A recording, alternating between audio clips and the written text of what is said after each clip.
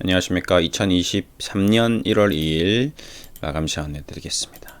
일단 시장은 장 초반 상승 출발한 뒤에 조정을 보이네요. 2225 코스닥 670 전 저점이 조금 이탈되었습니다. 계속 저점이 붕괴되는 안타까운 상황이 연출되고 있습니다. 계속 얘기 드리지만 시장 어떤 환경, 거시적 환경, 매크로가 상당히 좀 어렵다라는 게 증시에 그대로 반영되고 있는 것 같습니다. 네, 오늘은 HLB 얘기를 좀 드릴까 합니다. 네, 바이오 업종이 장단이 있죠. 앞으로 미래 성장성, 미래에 대한 기대감이 있는 반면 아무래도 펀더멘탈적으로 실적적으로 이런 부분이 좀 약화되어 있는 부분은 사실입니다.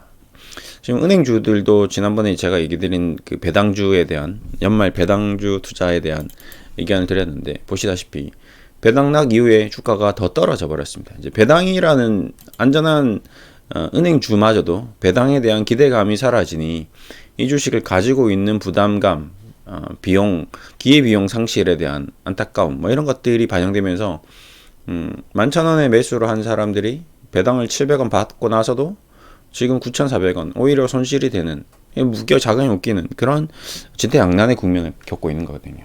예. 시간 싸움에서 이제 금리를 이길 수가 없다는 그런 문제점이 생기는 겁니다.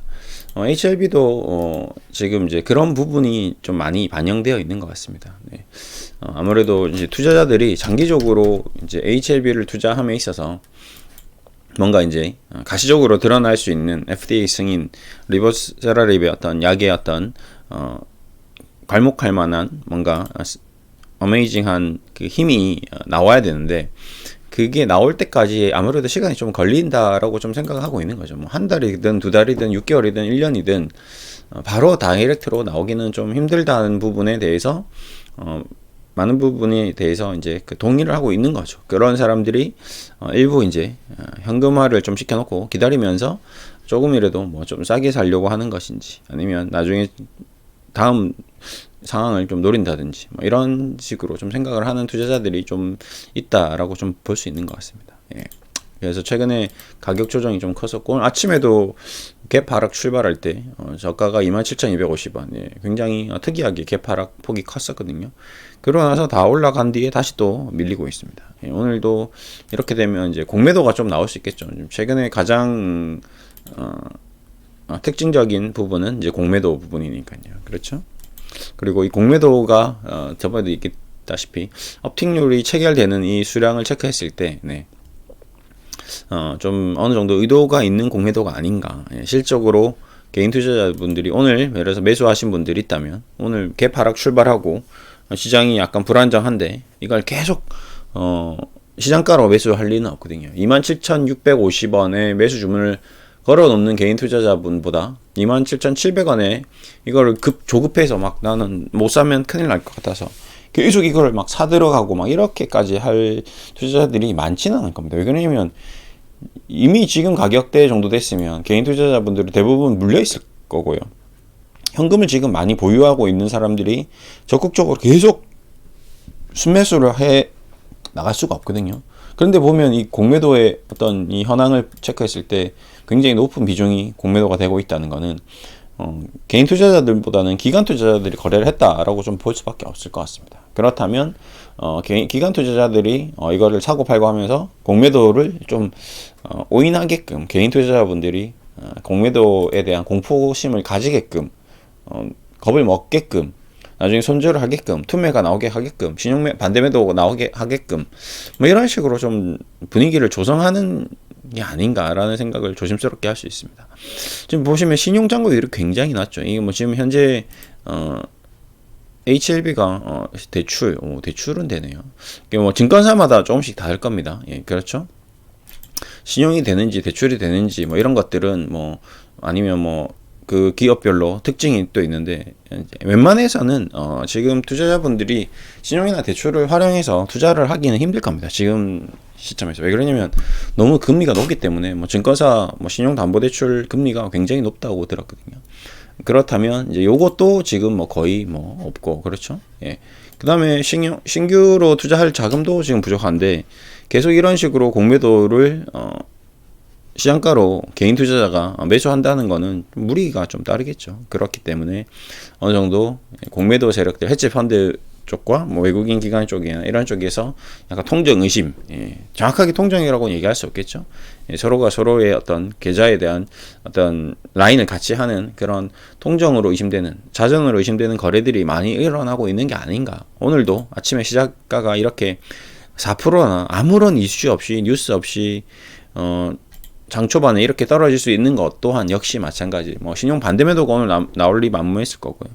뭐 갑자기 이럴 이유가 없음에도 불구하고 이렇게 흔들어 준다는 거는 뭔가 HLB만의 어떤 고유의 어떤 세력들이 장난을 계속 치고 있는 게 아닌가라는 생각이 들 수밖에 없는 상황인 것 같습니다. 힘든데 이렇게 힘든데 자꾸 이렇게 흔들어 버리면 이제 더 힘든 거죠. 그래서 이제 또 이제 앞으로 조심해야 될 게 바로 이제 가격 지지선이 이탈될 수 있다는 이제 문제점이 좀 생기고 있습니다.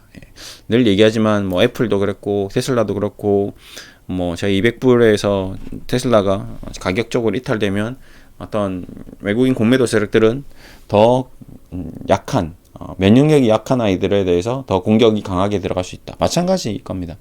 HLB도 26,700원이 이게 지지를 계속 받아왔는데 이 라인이 이게 무너진다면 어떻게 될까요? 굉장히 개인 투자자분들도 공포스럽겠죠. 그리고 나서 여기서 투매가 더 나와버린다면 일반적으로 여기서 샀던 투자자들, 뭐 5만원대 샀던 투자자들, 4만원대 샀던 투자자들, 요 구간에 샀던 사람들은 힘이 들 수밖에 없을 겁니다. 의심이 될 거고 불안해할 거고 굉장히 고민이 될 거고 앞으로에 대한 걱정이 더 커질 겁니다.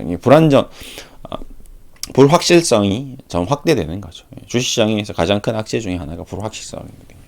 악재가 아닙니다. 그냥 모르겠는데 어떻게 될지 불안하고 무섭고 그냥 단순히 공포스러우면 그게 증시의 가장 큰 악재가 될 수가 있는 거거든요. 언제 되는 거? 시간. 개인 투자자들이 제일 싫어하는 게 시간. 그 다음에 불확실성 이거거든요. 그래서 지금은 계속 HRB라는 기업의 문제라기보다는 늘 얘기 드리는 일단 매크로 환경, 이 주변 환경. 제가 표현한 건 지뢰밭이라고 자꾸 표현을 하거든요. 좋은 기업들도 지금 너무 많습니다. 지금 제 생각에는 대한민국에 너무 좋은 기업들이 많은데 이제 그 좋은 기업을 투자를 해서 투자 성공을 하기 위한 그 시간 동안 건너가야 할 길이 지뢰밭이라는 거죠. 그냥 평탄하고 왕도 어떤 너무 예쁘고 뭐 비단기로 이러면 모두 다 함께 같이 건넙시다라고 얘기를 할 건데 이거는 제가 아무리 이걸 머리를 싸내고 생각을 해도 야 이거 너무 지뢰가 많은 거죠 곳곳에. 잘 피해서 가서 목적지에 도달하면 상관이 없는데 잘못 한국전력 보십시오. 이제 뭐 전기세 올린다고 해서 사람들이 하다가 같이 들어갔다고 예를 들어 보시면 그냥 뭐 장 열리자마자 10% 빠져버린 거거든요. 이게 지뢰밭인 거거든요. 지뢰를 밟아버린 거거든요. 잘 될 거라고 생각하고 이런 식으로 지금은 곳곳에 있는 지뢰가 이제 넘쳐나고 있고 이런 지뢰들이 하나씩 터지면 이제 문제는 연쇄 도미노 현상. 별일 아닌 다른 아이들도 같이 터져버리는 거죠. 이쪽도 터지고 저쪽도 터지고 같이 연쇄 폭발을 하다 보니까 그냥 다 같이 죽는 그런 피치 못할 상황도 생길 수도 있다는 겁니다. 이게 바로 주식시장 전체적인 리스크가 발생하는 거거든요. 그러니까 오늘도 뭐 마찬가지겠지만 제가 얘기 드리고 싶은 바는 계속 이 시장에 대한 분위기, 이 현재 상황을 잘 파악하자. 그래서 오늘도 아침에 2023년 첫 주식 거래 현금 비중 확대를 가장 먼저 좀 코멘트 드렸고요. 뭐 지난주에 이제 저희 송년회도 했었는데 마라톤 투자 이 모임을 했는데 그때도 이제 가장 강조했던 부분이 개인 투자자분들이 가장 취약한 부분이 현금이 부족하다는 거다. 현금이 있으면 HLB를 지금 가지고 있는 투자자분들도 현금이 있다면 지금 HLB를 이제 매수하려고 기다리고 있는 분이 있다면 오히려 마음이 편할 수도 있겠죠. 내가 이 HLB를 좀 더 저렴하게 싸게 살 수 있는 기회가 오고 있구나라고 기회라고 판단할 수 있는 거거든요. 예를 들어서 현금 비중 50%, HLB 50%라면 얼마나 이게 지금 매력적이겠습니까? 이 HLB라는 주식이. 근데 내가 현금이 50%가 아니고 그냥 주식 비중 4만 원에 100%면 너무 불안할 수밖에 없는 거거든요. 5만 원에 100%면 마이너스 40%라는데 이거 와 어떻게 될지 고민밖에 안 되는 그런 진퇴양난의 국면이라고 느껴질 겁니다. 예. 그렇기 때문에 앞으로 뭐 HLB뿐만 아니라 뭐 셀트리온도 마찬가지, 뭐 테슬라도 마찬가지, 뭐 한국전력도 마찬가지, 삼성전자도 마찬가지. 늘 주식 비중을 100% 가지고 있는 것보다는 현금 비중을 최소한 10% 20%는 기본으로 깔고 시장 상황에 따라서 30% 40% 50% 시장이 좋아지면 또 현금 비중이 줄어들 수 있겠죠. 그런 식으로 좀 운용을 잘 해야 되지 않겠나라는 생각을 하고 있습니다. 그리고 이제 오늘도 지금 제가 이제 오늘 이제 이 역사적으로 통합 팽창, 유동성 팽창 이후에 금융위기가 찾아왔던 이 금융위기 역사를 이렇게 좀 분석한 책을 계속 이제 좀 보면서 여러분들께 이제 자료를 좀 올려드리고 있는데, 이 투기 이제 통합 팽창이 되면 이제 투기의 절정 시점을 지나고 그 다음에 위기 붕괴 패닉 장세가 오는데요. 이 기간이 이제 이렇게 지금 1600년 주시장의 역사를 쭉 되돌려 봐서 1900년도까지 제가 쭉 이렇게 올려드렸습니다. 요거 책을 뭐 기회가 되시면 한번 보시는 것도 좋고요. 네.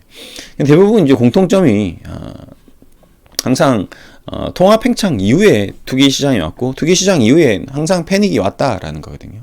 근데 우리가 코로나로 통화가 극도로 팽창됐죠. 전 세계에서 막 유동성 뭐 몇 조 달러씩 1년, 2년, 3년 동안 통화가 팽창됐던 그런 과거의 시기와 다르게 코로나라는 극단적인 어떤 세계 경제, 세계의 어떤 리스크가 발생하면서 6개월 만에, 뭐 3개월 만에 전 세계에서 돈을 막 미친 듯이 풀어 제꼈습니다. 폭발적인 통화 팽창이 일어났고, 그러면서 주시장이 폭발적으로, 코인 시장이 폭발적으로 상승을 했죠. 그 투기의 절정을 지나고 지금 약간 위기 상태로 가고 있고, 이제 붕괴, 패닉이 올 수 있는 그런 국면으로 지금 가고 있는 그런 과정입니다. 뭐 과거의 어떤 역사를 이렇게 되새겨 봤을 때는 지금 굉장히 우리가 좀 조심해야 될 때다라는 얘기를 좀 드리고자 이 내용을 좀 올렸고요. HLB의 문제라기보다는 뭐 삼성전자의 문제라기보다는 주식 시장이라는 어떤 코인 시장이라는 그냥 금융 시장이라는 곳에서 신용경색, 우리가 서로가 서로를 믿지 못하는, 주식을 믿지 못하는 그런 단순한 심리적인 어떤 공황 상태에 빠지면서 증시가 흔들릴 수 있는 가능성, 그 다음에 우리가 서로를 믿지 못하고 너가 나의 돈을 떼어갈 것 같다라는 리스크. 은행들은 부채에 대해서 상환을 받지 못하는, 이자에 대해서 돈을 돌려받지 못하는 그런 국면이 접어들면 대한민국 증시가 한 번 더 굉장히 또 위기를 겪을 수 있다. 이거는 뭐 제2의 IMF라기보다는 조금 다른 국면으로 좀 금융위기가 좀 찾아올 수 있지 않겠는가. 우리가 뭐 지금 외환 보유가 부족해서 외환을 빌리는 세계 금융위기가 항상 이제 이 화폐 가치가 하락하면서 일어났던 경우도 있고, 화폐의 가치는 변동이 없으면서 단순히 경제가 휘청거릴 수도 있습니다. 일본 같은 경우는 화폐의 변화가 크지 않으면서 그 부동산과 주식시장이 폭락했던 그런 경우가 됐었고요. 우리나라 같은 경우나 뭐 태국이나 과거에 말레이시아나 이런 쪽은 화폐 가치가 급락하면서 러시아 채무 불이행 사태가 일어났었죠. 우리도 마찬가지 IMF 사태가 있었고. 근데 그런 똑같은 동일한 사건이 일어나지는 않을 겁니다. 항상 역사가 반복되긴 하지만 정확하게 똑같이 반복되지는 않거든요. 조금씩 다르게, 조금씩 새롭게, 조금씩 특이하게 반복됩니다. 그렇죠? 꼭 전쟁이라는 게 뭐 일본하고만 일어나지 않았던 것처럼 뭐 위쪽, 아래쪽, 그다음에 남북 전쟁, 그다음에 대한민국 자체, 미국 막 전 세계가 계속 변화하고 있거든요. 그래서 역사를 공부하는 것은 역사와 정확하게 앞으로 미래가 똑같이 반복된다고 생각하고 역사를 공부하는 것이 아니라 그런 패턴들, 흐름들, 심리 상태들, 우리 인간의 어떤 마음을 공부를 해서 그러면 또 이런 비슷한 류의 사건들이 일어날 수 있겠다라고 이제 미리 사전에 준비를 하고 대비를 하는 거죠. 그러기 위해서 역사를 공부하는 것 같습니다. 저도 그래서 증시의 역사를 계속 반복적으로 공부하고 있는 것 같고요. 그래서 좀 우리는 지금 그런 교훈들을 잘 기억해서 미리 사전에 좀 방비를 하자, 방책을 세우자. 소 잃고 나서 외양간 고치지 말고 지금 소 잃을지 안 잃을지 가물가물 애매하더라도 일단은 이제 신년이니까 외양간을 한번 쭉 점검을 해보는 거죠. 자신이 보유하고 있는 주식들을 전체적으로 점검을 해서 부채 비율이 높은 기업이라든지 적자가 너무 큰 기업이라든지 대주주 지분이 너무 낮다든지 이러면 비중을 조금씩 대주주가 높은 주식으로, 그 다음에 적자가 많은 기업이라면 흑자가 높은 기업으로, 부채가 높은 기업이라면 부채가 낮은 기업으로 똑같이 내가 10종목을 가지고 있으면 10종목 중에서 가장 부채 비율이 높고 가장 적자가 크고 가장 대주 지분이 낮은 종목을 비중을 줄이고 반대인 종목으로 수익률이 뭐 마이너스 20% 30% 비슷하다면 좀 포트폴리오 교체한다거나 현금을 확보한다거나 이런 전략을 좀 세울 필요도 있는 거죠. 그래서 여러 가지 측면으로 좀 같이 고민을 하면 좋을 것 같습니다.